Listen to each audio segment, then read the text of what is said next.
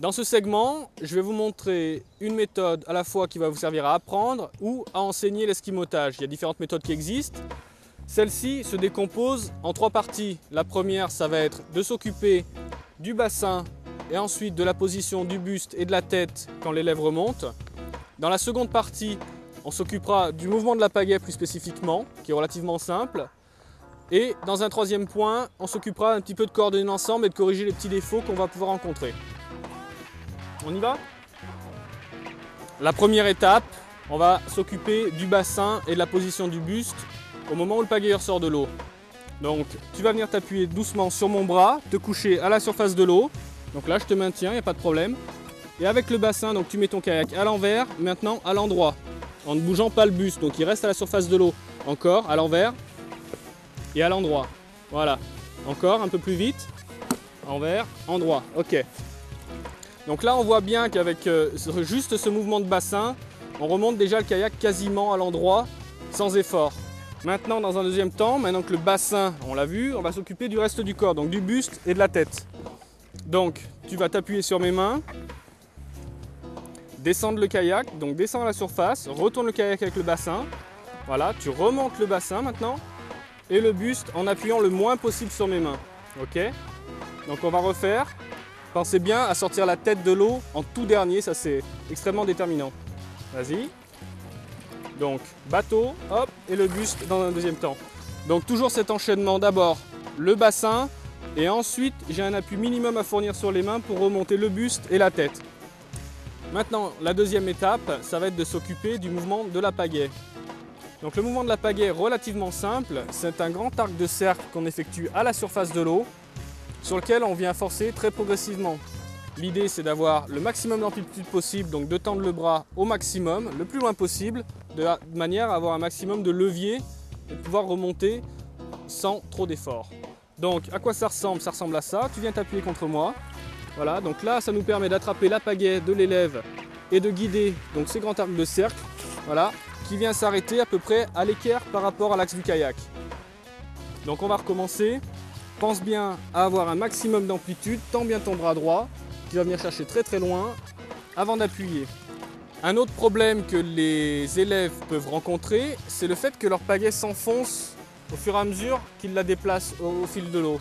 Donc ce qu'on va faire pour ça, c'est bien maintenir la pagaie comme ceci, et ouvrir l'angle sur la main droite, de manière à ce que quand la pagaie se déplace à la surface, elle va venir glisser sur la surface et pas plonger dessous. Donc on va le refaire une dernière fois pour bien le montrer.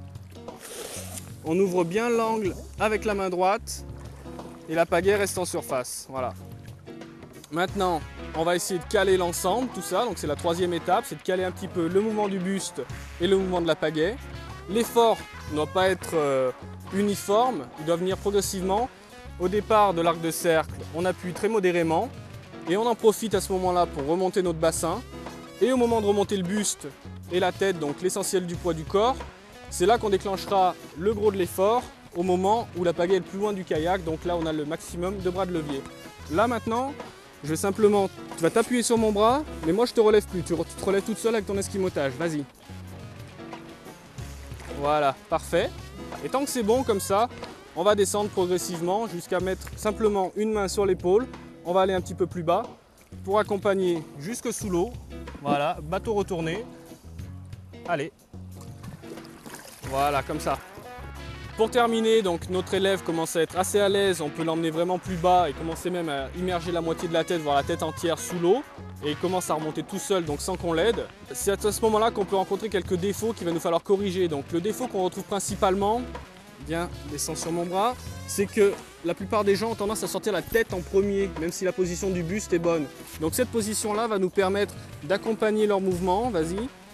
Et tout en maintenant tout doucement la tête, hein, on va pas leur appuyer trop fort sur la tête, mais ça permet un petit peu de donner quelques repères et de caler un petit peu la tête de l'élève avec l'oreille qui va venir toucher un petit peu l'épaule, de manière à être sûr que la tête sorte en dernier de l'eau.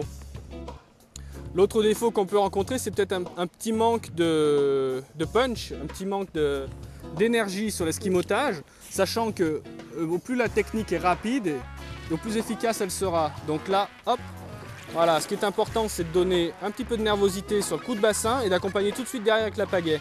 Donc toujours un tout petit décalage entre bassin et pagaie, très important, et qui doivent s'enchaîner vraiment très vite, de manière à ne pas rester en suspens dans une position de déséquilibre.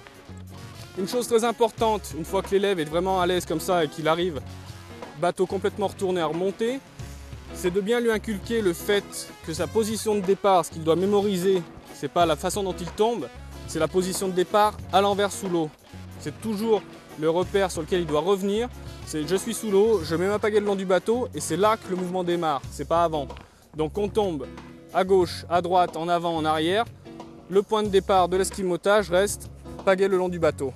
D'ailleurs, à ce titre, il faut éviter d'apprendre l'esquimotage avec un masque en piscine parce qu'une fois que les personnes se retrouvent en milieu naturel, donc avec de l'eau dans le nez, avec une visibilité qui est très mauvaise, il y aura beaucoup trop de repères trop nouveaux pour elles pour apprendre ça. Donc vraiment que ça soit quelque chose qui soit acquis de l'intérieur et pas forcément avec des repères visuels qu'on ne retrouvera pas après en rivière. Alors, petite réaction à chaud après la séance d'esquimotage? Bon bah l'esquimotage ça paraît facile. Ça remonte, hein? Cette méthode marche. Cette méthode ne connaît pas l'échec. Cette méthode est infaillible. Et vous pouvez le faire. C'est clair.